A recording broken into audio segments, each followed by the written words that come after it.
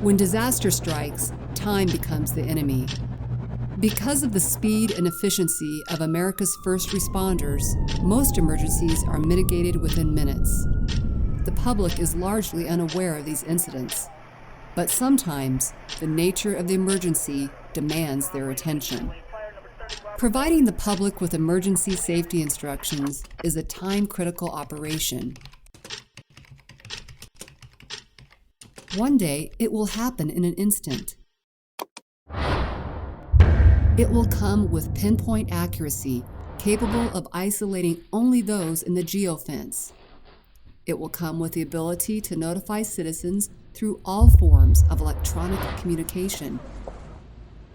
It will not require previous knowledge of the service or setup by the citizen. One day, it will provide detailed instructions for evacuation routes or shelter-in-place procedures. One day. But until then,